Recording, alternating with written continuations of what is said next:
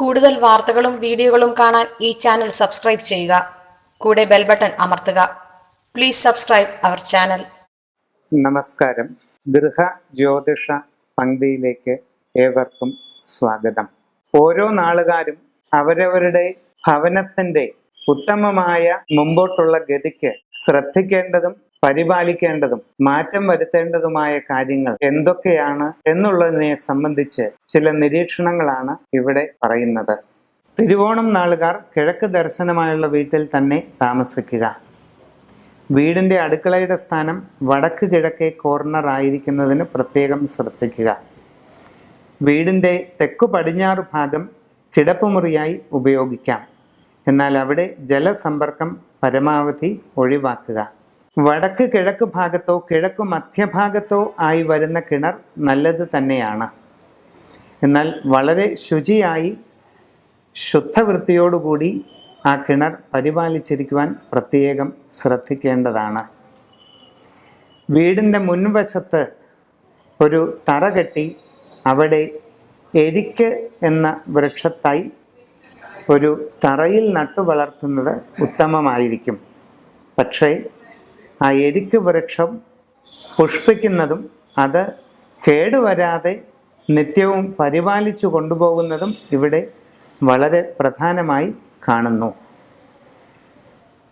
Lucky bamboo എന്നറിയപ്പെടുന്ന പൂച്ചട്ടിക്കുള്ളിൽ സ്ഥാപിച്ചിരിക്കുന്നതായ ഒരു ഇല്ലിമുളയുടെ തൈ ചെടി വീടിൻ്റെ തെക്ക് കിഴക്കേ മൂലയിൽ പുറത്തായി വയ്ക്കുന്നത് നിങ്ങൾക്ക് ഭാഗ്യസൂചകമാണെന്ന് പറയപ്പെടുന്നു.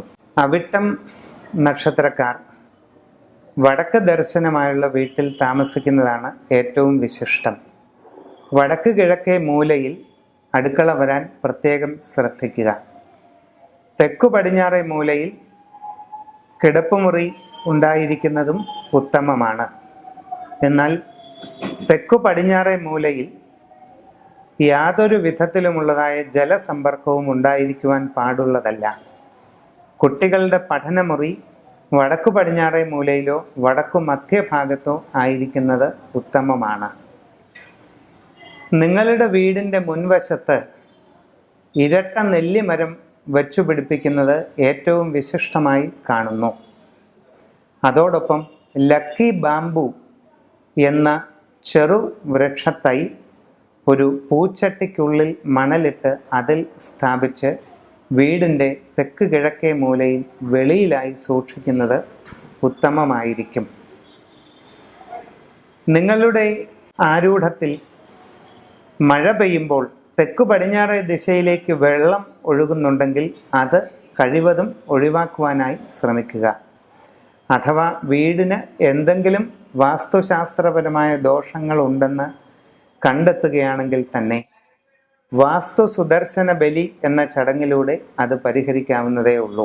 ചതയം നക്ഷത്രക്കാർ കിഴക്ക് ദർശനമായുള്ള വീട്ടിൽ താമസിക്കുന്നതാണ് ഏറ്റവും ഉത്തമം. വീടിൻ്റെ അടുക്കള വരേണ്ടത് വടക്ക് കിഴക്കേ മൂലയിലാണ്. തെക്ക് പടിഞ്ഞാറേ മൂലയിൽ പ്രധാന കിടപ്പുമുറിയാകാം. കുഞ്ഞുങ്ങളുടെ പഠനമുറി വടക്കു ഭാഗത്തും മധ്യത്തിലായിട്ടോ വടക്കു പടിഞ്ഞാറേ മൂലയിലായിട്ടോ വരുന്നത് നന്നായിരിക്കും. പ്രത്യേകം ശ്രദ്ധിക്കുക. വീടിൻ്റെ തെക്കു പടിഞ്ഞാറേ ഭാഗം നിലനിൽക്കുന്ന ഭൂമി താഴ്ന്നും വടക്കു പടിഞ്ഞാറേ ഭാഗം ഉയർന്നുമാണ് കാണപ്പെടുന്നതെങ്കിൽ ആ വീടിന് വീഥി ദോഷമുള്ളതായി മനസ്സിലാക്കേണ്ടതാണ്.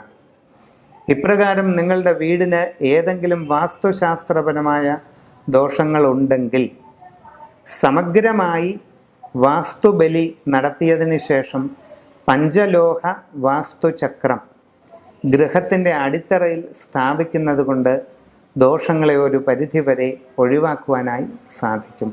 കൂടുതൽ വാർത്തകളും വീഡിയോകളും കാണാൻ ഈ ചാനൽ സബ്സ്ക്രൈബ് ചെയ്യുക. കൂടെ ബെൽ ബട്ടൺ അമർത്തുക. Please subscribe our channel.